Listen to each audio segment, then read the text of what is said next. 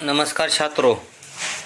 तो आज हम 9वीं कक्षा हिंदी विषय का पाठ देखने वाले हैं। 11वां पाठ है निर्माणों के पावन युग में।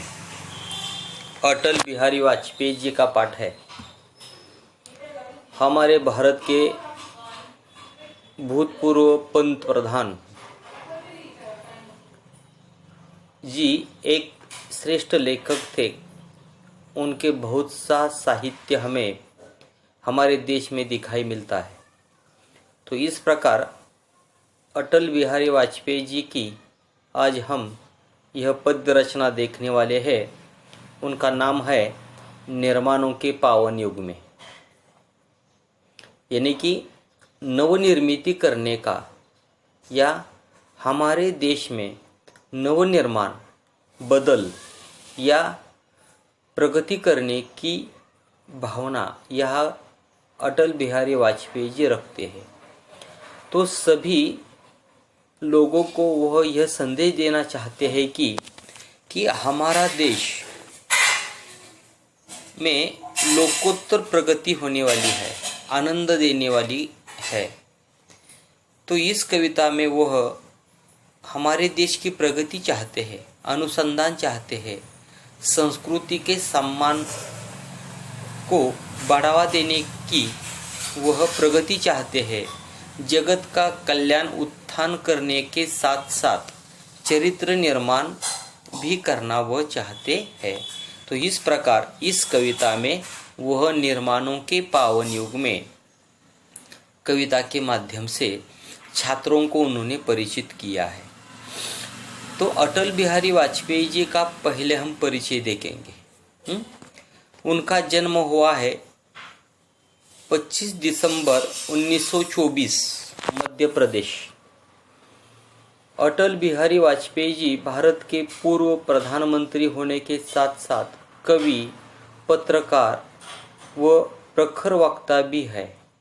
आपकी रचनाएं जीवन की जिजीविशी, राष्ट्र प्रेम एवं ओज से परिपूर्ण है।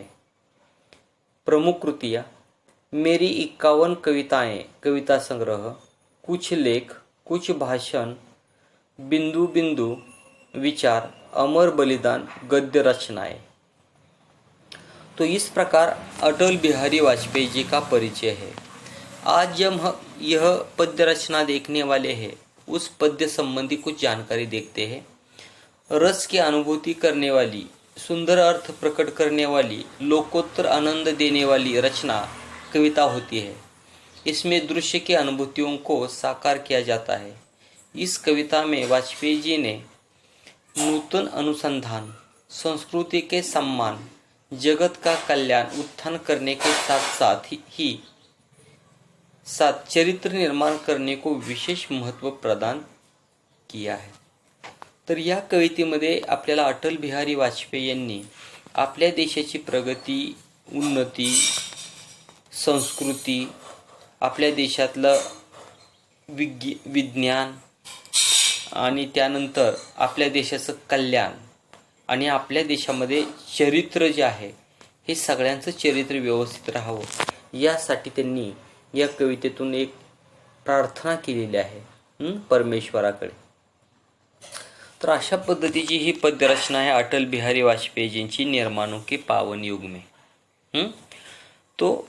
तर या ठिकाणी जो शीर्षक दिलेला आहे पाठाचा किंवा कवितेचा शीर्षक जो आहे निर्माणों के पावन युग में, म्हणजे आपल्या देशाची नवनिर्मिती होत असताना आपला देश हा पावन आहे किंवा पवित्र आहे किंवा आपला देश हा फार श्रेष्ठ आहे आणि आपल्या देशाची ही प्रगती आहे ही युगानुयुगे अशीच वाढत राहो।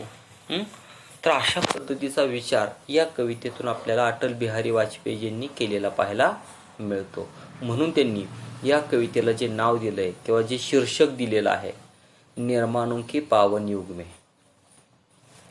तर पाहता आपण त्यांचा हा पद्य विचार आहे तो आपण प्रत्यक्षात पाहणार आहोत। निर्माणों के पावन युग में हम चरित्र निर्माण न भूले, स्वार्थ साधना की आंधी में वसुधा का कल्याण न भूले.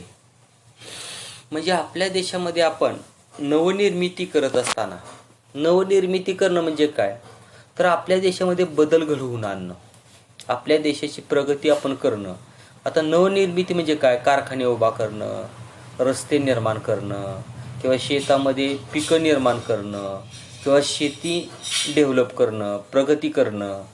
शैक्षणिक असेल, आर्थिक असेल, सामाजिक असेल, वैज्ञानिक असेल, ही सगळी प्रगती जी असते, ही सगळी प्रगती म्हणजे नवनिर्मिती असते आपल्या देशाची. तर या ठिकाणी अटल बिहारी वाजपेयी जे म्हणतात की आपल्या देशाची आपण प्रगती करणार तर आहोतच, किंवा आपल्या देशाचं जे प्रगती आहे ही आपण निर्माण करत असताना आपण आपल्या देशाचं जे चरित्र आहे ते आपण विसरायला नको आहे. म्हणजे फक्त आपला स्वार्थ साधून आपली प्रगती करायची नाही, तर आपण आपल्या देशाचा, सृष्टीचा, निसर्गाचा, पशुपक्ष्यांचा, नदी नाले यांचा आपण विचार केला पाहिजे. म्हणजे आपलं चरित्र आपण चांगलं ठेवलं पाहिजे. फक्त आपला स्वार्थ साधून, स्वार्थ साधना की आंधी में वसुधा का कल्याण न भूले.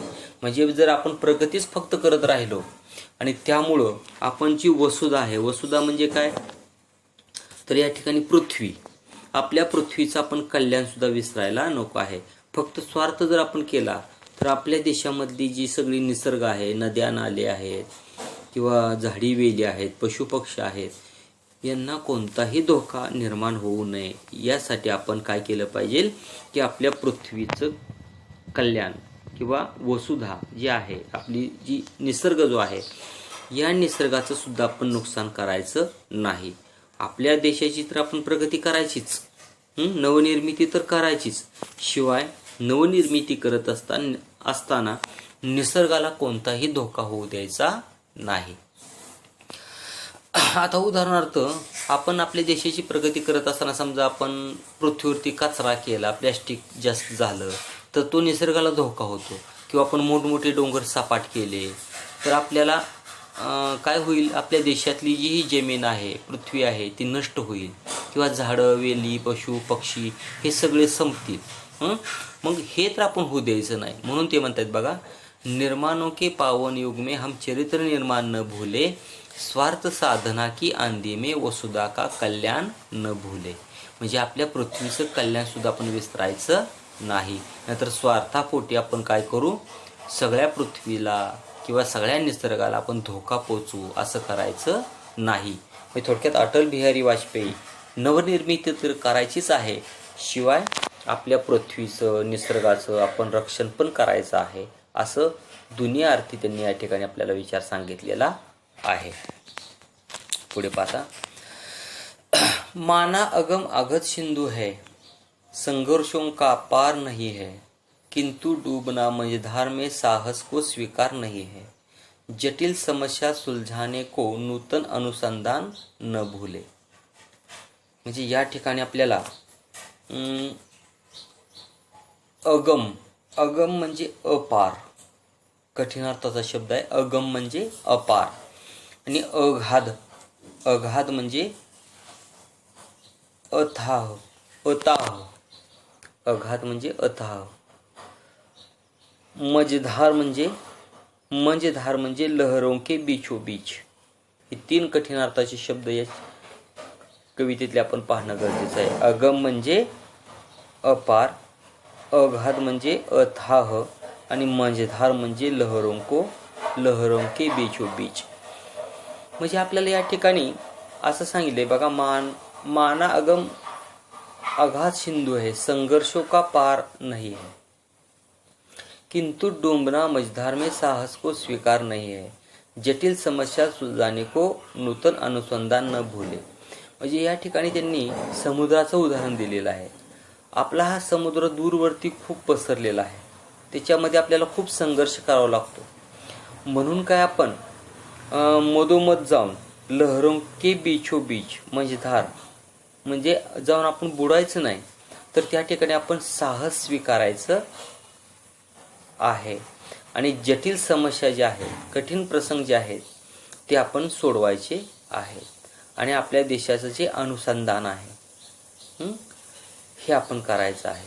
म्हणजे विज्ञानाच्या साहाय्यानं आपण आपल्या देशाची प्रगती पण करायची आहे असं या ठिकाणी त्यांनी सांगितलेलं आहे. म्हणजे थोडक्यात आपल्याला नवनिर्मिती करत असताना खूप अडचणी येतील, खूप संघर्ष आपल्याला करावं लागेल, खूप वाईट प्रसंगाला आपल्याला सामोरे जावं लागेल.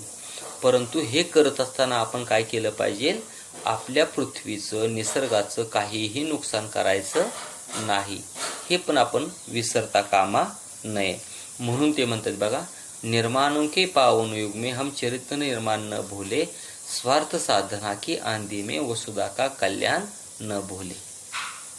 जे अशा पद्धतीनं ते म्हणतात की निर्माणों के पावन युग में आपल्याला खूप कठीण प्रसंगाला सामोरे जावं लागेल. उदाहरणार्थ आपल्याला वेगवेगळ्या ग्रहांवरती जावं लागेल, किंवा समुद्रामध्ये खोलवरती जावं लागेल, किंवा निसर्गामध्ये जिथं मानव पोचलेला नाही तिथं आपल्याला जावं लागेल, साहस करावं लागेल, धाडस करावं लागेल. परंतु निसर्गाला कोणताही धोका न पोचता हे सगळं आपल्याला करायचं आहे. म्हणून त्यांनी या कवितेला नाव दिलंय निर्माणों के पावन युग में. तर आपण एवढीच कविता या ठिकाणी पाहूया. राहिलेली कविता जी आहे ती आपण नंतरच्या तासाला पाहूया. तोपर्यंत नमस्कार.